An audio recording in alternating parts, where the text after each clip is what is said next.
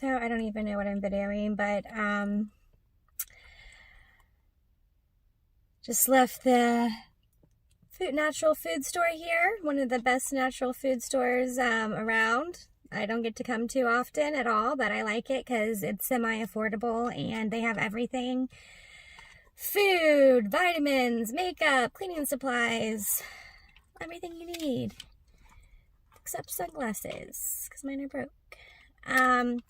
So anyways, yeah, so I'm here. I'm staying with another friend this weekend. It's nice. I'm getting to visit my friends and live vicariously through their lives for a few days. And it's really nice to have friends that are willing to take me in at this time because I just don't know what the future holds. Like I keep trying to make these ideas plans for like the next 3 weeks. Like, 3 weeks I get my kids back and we're going to have to make some moves here. Like, I don't know, possibly move out of the state. I may need to get a new job. I don't really know. I don't know what the future holds, but I just know that we need to be around people where we have people that love us and support us. That's what number one. And I really was lacking that in Pennsylvania compared to the support system that I have in Ohio. I tried to keep doing it because I've been doing things alone for so long that I thought that was the best way to go, but it's not, especially when you get in bad situations where you need people.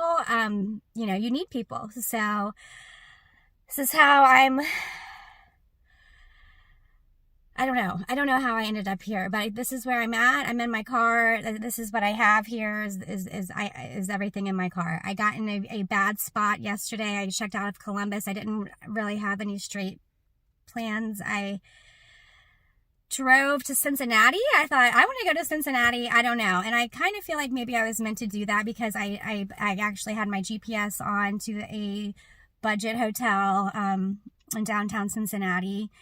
And then I got there and I just felt like I'm not supposed to do this. And I even saw a license plate that said Senny.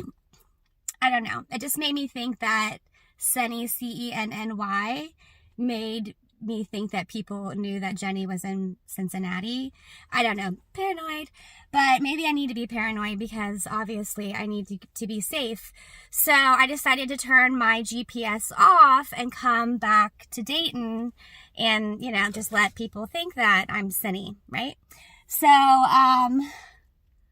because I'm pretty sure that maybe my email has been hacked. And I can't get back into my Facebook. I just cannot get in no matter what. So that's fine. I've accepted that at this point. But if my email's hacked, then so can my location, But anyways, this is the life I'm living. So I was going to go to my dad's, which the house is willed to me. My grandma specifically wanted me to have the house. She had a lot of stress about that, so she ended up willing it to my brothers and I, which makes it a little bit more complicated. But anyways, long story short, my dad lives in the house, and my brother's girlfriend was going to threaten to call the police on me if I was there because she is a felon, kind of like me now, I guess. But yeah, she's trash. She's covered in tattoos from Dayton. She is a felon for like stealing cars and like stealing all kinds of stuff and some other issues. But she was going to gladly call and turn me in. So, I can't go to my dad's house. And plus that is, a location, where the police would know that I'm at, which this is just so ridiculous that I'm like now running for the police I'm not running because I'm doing what my attorney has told me to do. But I am,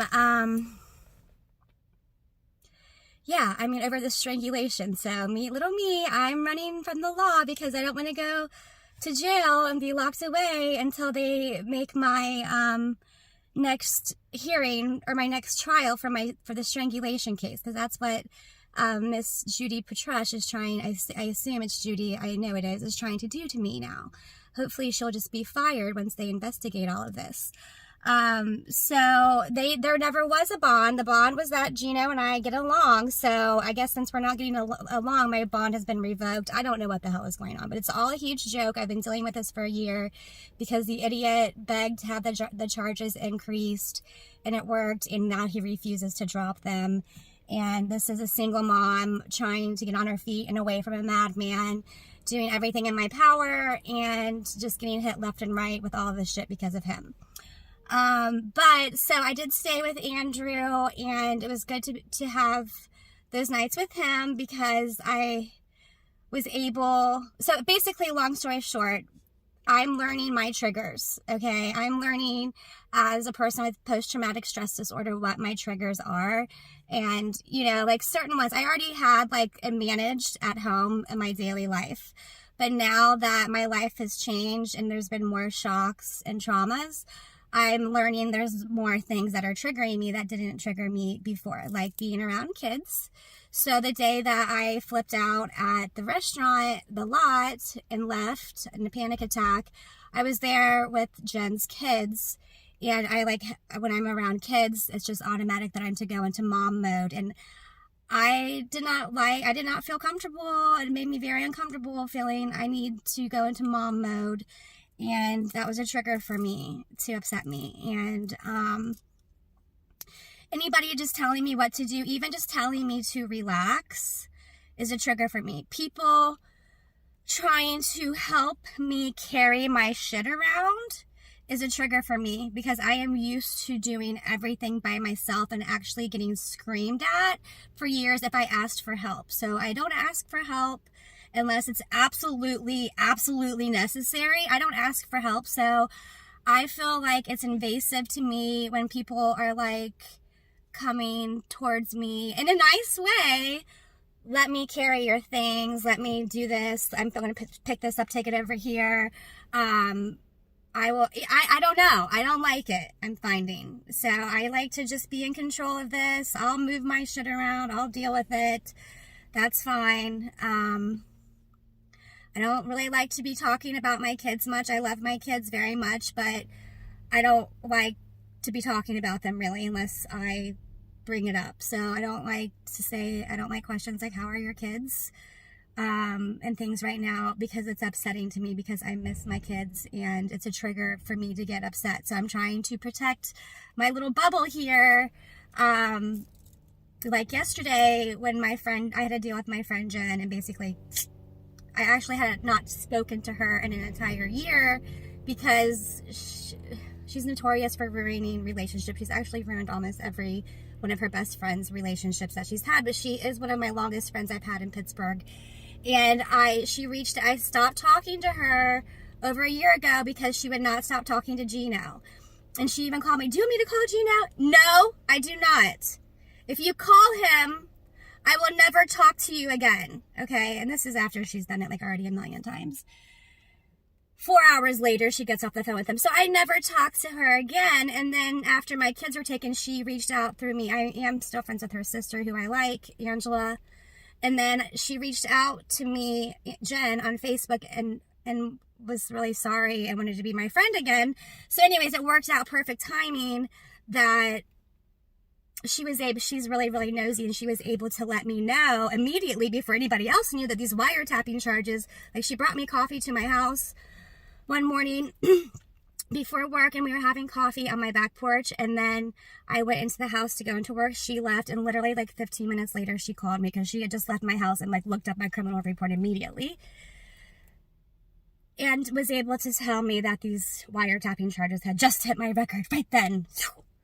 So I was thankful for that. However, you know, she is another person who tries to give me bad advice and my friends bad advice, and she is not a person that I need to be as my spokesperson right now at all, you know, and I knew that beforehand, but she's one of my only people in Pittsburgh, other than people that I work with, who I don't want to put in a bad spot, you know, like I don't want to put the people who I work with in a bad spot.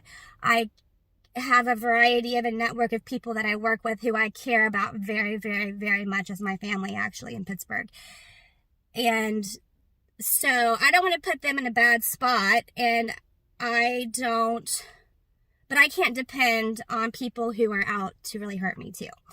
So anyways, I'm realizing my triggers, and I'm glad to be with friends who understand me and have patience with me. And I actually wasn't going to go to Nick's last night. I was just going to go to a hotel, and I had some crazy fucked up shit happen, and I had to check out of that hotel and get out of town, I felt like. So I did that, and then I was going to sleep in my car, and then I was going to go to Nick's tomorrow, and I knew his kids were going to be gone for the weekend. Well, his kids left the night earlier, like last night at like 8 or something instead. So he was like, kept calling me like, don't go, don't sleep in your car. And I'm like, leave me alone. It's okay. I'm sleeping in my car, you know? And I'm like, then I'm up in Fairborn. I'm like, I'm going to go to Chumps, but I don't know how to find Autumn, but I don't know how to get to Chumps because I don't know. I don't know where the new Chumps location is. I've only been there once, the Fairborn, like Yellow Springs location, and I didn't drive there, and I don't want to put it in my GPS because I'm afraid. So I'm like, okay, Nick, all right, your kids are gone. It's safe. You're right over there by Harmon Field where you live, and I'm on my way. But I knew that I wasn't to go. I felt I shouldn't go until today because I had a hectic time of driving all around town, hotel, stress. And then I didn't want to go be a burden to somebody at their house. And I wasn't, and Nick was patient with me, but I had to be a couple times like, stop talking about that. No. And I don't want to be that way to people, you know. And Andy, you know, he got me out, and I literally had a complete breakdown on Andy later, crying and screaming for a while, which I have not done that through this time period, and I needed to let that out. And I am very thankful that it happened at my best friend Andy's house and nowhere else, no one else's house that could maybe have potentially hurt me. So I'm feeling like there are people out here that have offered to take me in, and I appreciate that, but it may not be a safe place for me. And I have to think of those things because of the place I'm at. So I'm happy to be here in town. I got to walk through the hometown last night, and Nick pointed out some things that I had not known about about my Miamisburg history that I really enjoyed learning about. And I felt like a little tourist in my hometown again, and I love that. And I ran into Ryan Colvin on the street when I pulled up to Nick's in a frenzy. He just happened to be walking to Harmon, and I happened to see him. So, you know, everything happens for a reason, I guess they say. I don't know, but yeah, I'm rambling today, and I just felt like I needed to get that out there again. When I put these posts out there, I am just kind of like letting it off my chest, and then I'm just going to send them to my closest friends because I don't really feel like talking right now. And even though it seems like I'm talking a lot right now and I'm giving out information that people maybe want to hear, maybe they don't, I don't know. But that doesn't mean I want to be called and questioned about it. And definitely if you're going to be having, you know, your own PTSD issues, I understand. And I'm not talking to my one best friend. I'm not talking to you. But I just had a friend who was going to take me in and then made it all about her, and then I was being nice and started opening up to messages after I blocked her because and then she wanted to call. Can I call you? And I said, okay. And then the questioning, and then just like the really like weird questions too, like weird and uncomfortable. And so I just actually said really, really nicely, and I could tell that she had been drinking. Please, actually, I'm sorry. Like, I don't mean this against you. This is not against you. This is me. But please don't ask me any more questions. I have to hang up now. Okay, I have to hang up. And then she's like really like tripping out, like, no, and so then I'm having to explain more. Click. And then I start getting harassed with messages. Wow, I'm pissed. Da, da, da. Okay, you go be pissed, and I'm blocking you again. Okay, so I know 99% of you are not out that, or not like that. Actually, nobody that I'm sending this message to is like that. And we all have our issues, and even Nick has post-traumatic stress disorder too, and I'm like, here we are, like, taking care of each other, you know, like, I tripped I tripped over something and he is ready to catch me and save my life, you know, thank God. But that's his trigger from the war, you know, coming in to play. So it's cool. We all love each other. We understand each other. And that's what's important to me. Those are the people I want to be around. And thank you again for listening. This is actually just a ramble, so no one has to listen if they don't want to. It's not any important information. So, all right. Have a good day, my friends. Till next time.